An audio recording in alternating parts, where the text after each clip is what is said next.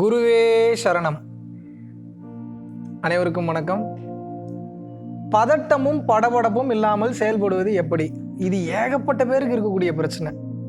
Anxiety, depression, stress எங்கே போனீங்கனாலும் இருக்குது இன்றைக்கி. ஏன்னா அது வேணும்னு இழுத்துக்கிறது இல்லை. அடுத்து என்ன நீங்கள் ஓடினீங்கன்னாவே அது தேடி வந்து உட்காந்துக்கோங்க உடம்புக்குள்ளே. நீங்கள் ஒன்றும் பண்ண வேணாம்.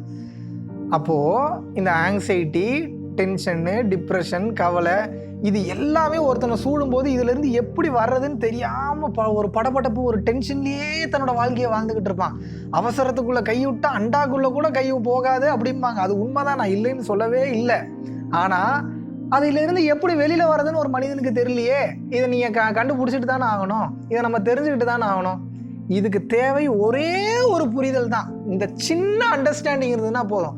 நீங்கள் இதை உண்மையை உணர்ந்து இதை நீங்கள் ஆமான்னு அக்செப்ட் பண்ணிட்டீங்கன்னா போதும். நான் சொல்கிறேன்றக்காக நீங்கள் அக்செப்ட் பண்ண வேணாம். இதில் இருக்கிற உண்மையை உணர்ந்து நீங்கள் அக்செப்ட் பண்ணிக்கிட்டீங்கன்னா போதும். இந்த அக்செப்டன்ஸ், அந்த சரண்டர் ஆகும்போது அந்த நிம்மதி உங்களுக்கு கிடைச்சிடும். தயார்னா நான் சொல்கிறேன் உங்களுக்கு. இந்த படபடப்பு, டென்ஷன், ஆங்ஸைட்டி எப்போ வரும் அப்படின்னா, அது கரெக்டாக நடந்துருமோ, ஒருவேளை நடக்கலைன்னா என்ன பண்ணுறது, நம்ம சரியாக செஞ்சுருவோமோ, ஒருவேளை சரியாக செய்யலைன்னா என்ன பண்ணுறது, இது எங்கேயாவது ஒரு பிரச்சனையில் கொண்டு போய் விட்டுருமோ, கார் எடுக்கிறோம் கரெக்டாக போய் சேர்ந்துட்டோம்னா பரவாயில்ல, போய் சேரலைன்னா என்ன பண்ணுறது, ஆப்போசிட்டில் வரவன் நெகட்டிவாக வந்துட்டானா என்ன பண்ணுறது, இந்த என்ன பண்ணுறது அப்படின்றது எல்லாமே எதை நோக்கி இருக்குன்னு வந்து பார்த்தீங்கன்னா ஃப்யூச்சரை நோக்கி இருக்கும். இந்த பதட்டம், படபடப்பு, டென்ஷன், டிப்ரெஷன் இன்னொரு இடத்துல இருக்கும். நல்லா கவனிங்க. அன்னைக்கு அப்படி நடந்துருச்சு, அன்னைக்கு அப்படி நடக்காமல் இருந்திருக்கலாம். ஒன்று, ஒருவேளை அன்னைக்கு நான் வேற மாதிரி ரியாக்ட் பண்ணியிருந்தேன் அப்படின்னா அன்னைக்கு அப்படி ஒரு பிரச்சனையும் நடந்திருக்காது. 2, அவங்க எப்படி அன்னைக்கு அப்படி பேசலாம். 3, என்னதான் இருந்திருந்தாலும் அன்னைக்கு அப்படி ஒரு சம்பவம் நடக்காமே இருந்திருக்கலாம். 4, இதை நல்லா கவனிங்க. இதெல்லாம் இறந்த காலத்தில் இருக்கும். ஸோ உங்கள் படபடப்பு, டென்ஷன், கவலை இது எல்லாத்துக்கும் காரணம்னு வந்து பார்த்தீங்கன்னா ஒன்று இறந்த காலமாக இருக்கும், இல்லை எதிர்காலமாக இருக்கும். நிகழ்காலத்தில் உங்களுக்கு பிரச்சனையே இருக்காது. நீங்கள் நிகழ்காலத்தில் எப்படி இருப்பீங்கன்னா, இந்த இறந்த காலத்தையும் எதிர்காலத்தையும் நினச்சி நிகழ்காலத்தில் படபடப்பாக, டென்ஷனாக, பதட்டமாக இருக்கீங்க. இவ்வளோதாங்க விஷயம். அப்போ நீங்கள் இதில் புரிந்து கொள்ள வேண்டியது ஒன்று தான். நீங்கள் எப்போல்லாம் நிகழ்காலத்தில் இருக்கீங்களோ, உங்களோட 100% நிகழ்காலத்தில் இருந்தீங்கன்னா உங்களுக்கு படபடப்பு, ஆங்ஸைட்டி இருக்காது. இப்படி ஆகிடுமோ அப்படி ஆகிடுமோன்னு நினச்சிங்கன்னா முடிஞ்சு போச்சு. நீங்கள் அப்படி நினைக்கலாம். ஆனால் எப்பயுமே அப்படியே நினச்சிட்டு இருந்தீங்கன்னா என்ன பண்ணுறது? ஃப்யூச்சரில் இப்படிலாம் பிரச்சனை வந்ததுன்னா என்ன பண்ணுறதுன்னு நினச்சா அதுக்கு உண்டான சொல்யூஷனை ஏற்படுத்தி வைப்பது மிகவும் சால சிறந்தது. ப்ரீகாஷனாக இருப்பது சந்தோஷம். பாஸ்ட் டென்ஸில் இப்படி ஒரு பிரச்சனையை பண்ணிட்டேன், இப்படி ஒரு தப்பு பண்ணிட்டேன், ஃப்யூச்சரில் இது பிரச்சனையாக வந்ததுன்னா வரக்கூடாது, அப்போ நான் கரெக்டாக இருக்கணும்னு நினைக்கிறது சால சிறந்தது. நான் அதையும் வேண்டானே சொல்லலை. ஆனால் எதை வேண்டான்னு சொல்கிறேன்னா, எப்பயுமே பாஸ்ட் டென்ஸையும் ஃப்யூச்சர் டென்ஸையும் நினச்சிக்கிட்டு ப்ரெசன்ட் டென்ஸில் எப்போ தான் வாழ போகிறீங்க? இதுதான் உங்களுக்கு வாழ்க்கையில் பிரச்சனையே கொண்டு வரும். இன்னொரு முக்கியமான விஷயம், படபடப்புக்கு என்ன காரணம்னு வந்து பார்த்தீங்கன்னா, நீங்கள் எல்லாரும் இந்த உலகத்தில் இருக்கக்கூடிய ஒவ்வொரு விஷயத்தையும் நான் நடத்திக்கிட்டு இருக்கேன் அப்படின்னு நினைக்கிறேன். நான் என்ன சொல்ல, உங்களை சொல்கிறேன். நான் ஒரு விஷயத்த பண்ணுறேன், நான் இதை பண்ணேன், நான் இதை பேசினேன், நான் இதை செஞ்சேன், நான் இதை எடுத்துக்கிட்டேன், நான் இதை கொடுத்தேன்னு நினைக்கிறீங்க. அப்படி கிடையாது. இந்த உலகத்தில் எதுவுமே உங்கள் கண்ட்ரோலில் கிடையாது. நான் பல முறை சொல்லியிருக்கேன், உங்கள் மனம் உங்கள் கண்ட்ரோலில் கிடையாது. உங்களால் 5 நிமிஷம் எதையும் நினைக்காம உட்கார முடியாது. மனம் எதையாவது நினச்சிக்கிட்டே தான் இருக்கும். உங்களோட முடிவு உங்கள் கண்ட்ரோலில் கிடையாது. உங்கள் கை உங்கள் கண்ட்ரோலில் கிடையாது. உங்கள் இதயம் உங்கள் கண்ட்ரோலில் கிடையாது. உங்கள் நாக்கு உங்கள் கண்ட்ரோலில் கிடையாது.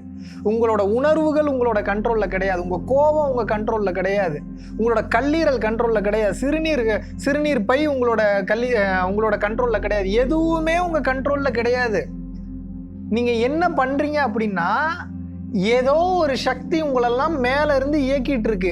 அதனால நீங்கள் இங்கே இயக்கிட்டு இருக்கீங்க. இந்த உண்மை உங்களுக்கு புரிஞ்சிருச்சா? இதை நீங்கள் அக்செப்ட் பண்ணிக்கிறீங்களா? எதுவுமே உங்கள் கண்ட்ரோலில் கிடையாதுன்னு. அப்போ எனக்கு இங்கே என்னதான் வேலை அப்படின்னு நீங்கள் கேட்கலாம். அதை நான் இன்னொரு வீடியோவில் நான் டீட்டெயில்டாக பேசுகிறேன். அது பெரிய டாபிக். அப்போ எனக்கு இங்கே என்னதான் வேலை அப்படின்னு கேட்குறது, அதை ஒரு வார்த்தையில் ஒரு வீடியோவில் நான் டக்குன்னு முடிச்சிட முடியாது. நீங்கள் இதை மட்டும் புரிஞ்சுக்குங்க. இப்போதைக்கு படபடப்பு, டென்ஷன், ஆங்ஸைட்டி வேணாம் அப்படின்னா, இந்த உலகத்தில் எதுவும் என் கண்ட்ரோலில் கிடையாது, வேற ஏதோ ஒன்று என்னை இயக்கிட்டு இருக்கு அப்படின்ற புரிதலுக்கு நீங்கள் வந்துட்டீங்கன்னாவே முதல்ல அந்த படபடப்பு குறைய ஆரம்பிக்கும். சரி, ஏதோ ஒன்று இயக்கிட்டு இருக்கு, நான் இயங்கிட்டு இருக்கேன் அப்படின்னு வரும். அப்புறம் டென்ஷன், தேவையற்ற டென்ஷன் கம்மியாகும். இப்போ உங்களுக்கு ஒரு 100 கோடி ரூபா லாஸ் ஆகணும்னு இருக்குது அப்படின்னா, லாஸ் ஆகிடுச்சுன்னு வச்சுப்போம். சரி, ஓகே, லாஸ் ஆகணும்னு இருக்குது, அதனால நான் லாஸ் ஆகிருக்கேன்னு நீங்கள் எடுத்துக்கிட்டிங்கன்னா பிரச்சனையே கிடையாது. ஆனால் எப்படி லாஸ் ஆகலாம்? எனக்கு போய் இப்படி ஆயிடுச்சு, இவ்வளோ பணம் போயிடுச்சுன்னா படபடப்பு, டென்ஷன், பதட்டம் வந்துடும். அப்போ என்னன்னா, இதில் நீங்கள் தெரிஞ்சுக்க வேண்டியது ஒன்று தான். If you focus on the pain, you will get hurt. But if you focus on the lesson, you will become mature. இதுக்கு உண்டான அர்த்தத்தை ஆழமாக புரிஞ்சுக்கிட்டீங்கன்னா சகலமும் புரிஞ்சிடும். எப்பயுமே வலியவே பார்த்துக்கிட்டே இருந்தீங்கன்னா உங்களுக்கு இன்னும் வலி ஜாஸ்தி தான் ஆகும்.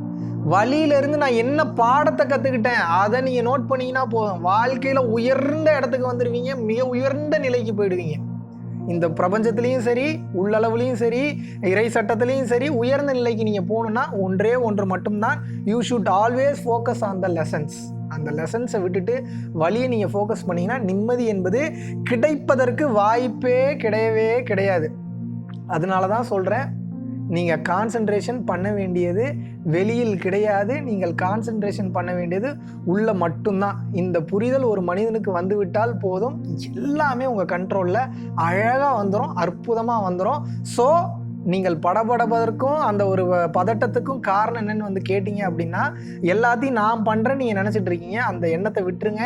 ஏதோ ஒன்று உங்களை இயக்கிட்டு இருக்கு, அதனால் நீங்கள் இயங்கிட்டு இருக்கீங்க. இப்போ நான் சொன்ன இந்த வார்த்தையை சாதகமாக எடுத்துக்கிட்டு சில கெட்டவர்கள், என்னப்பா கெட்டவர்கள்னால் இந்த சென்ஸ் இந்த சமுதாய சட்டம் சார்ந்து இருக்கிறவங்க, நான் பண்ணுற கொலைக்கெல்லாம் காரணம் இறைவன் தான், அது எழுதியிருக்கு அதனால் கொலை பண்ணிக்கிட்டே இருக்கேன்னு நினச்சிங்க அப்படின்னா அதுதான் இருப்பதிலே மிகப்பெரிய முட்டாள்தனம். ஏன்னா நீங்கள் பண்ணக்கூடிய ஒவ்வொரு வினைக்கும் அதற்கு சமமான எதிர்வினை உண்டு. இங்கே நல்லதும் கிடையாது, கெட்டதும் கிடையாது. ஆனால் நீங்கள் எது பண்ணிங்களோ அதுக்கு ஈக்குவலான எஃபெக்ட் இருக்குது, ரிப்பிள் எஃபெக்ட்னு சொல்லுவாங்க, அது வந்துக்கிட்டே இருக்கும். ஸோ அதுக்குண்டான பெயினும் வலியும் நிச்சயம் உங்களை வந்து அடையும், அதில் மாற்று கருத்தே கிடையாது. அப்போ உங்களோட வேலை என்ன, நல்லா திங்க் பண்ணிங்கன்னா தெரியும். இந்த பிரபஞ்சத்தில் இருக்கக்கூடிய ஒரு சக்தி என்னை இயக்குது, அதனால் நான் இயங்கிட்டு இருக்கேன். அப்போது அந்த சக்தி என்னுடைய முன்ஜென்ம கர்ம வினைகளை பொறுத்து இந்த ஜென்மத்தில் என்னை இயக்கிட்டு இருக்கு. ஸோ நான் ரொம்ப தெளிவாக, ரொம்ப காஷியஸாக, yes he is directing everything. யார்? அந்த சக்தி என்னை எல்லாமே இயக்கிட்டு இருக்கு. But being an artist, it is my responsibility to act well. இந்த புரிதலுக்கு நீங்கள் வந்துட்டீங்கன்னா போதும், எல்லாமே கிளியர் ஆகிடும்.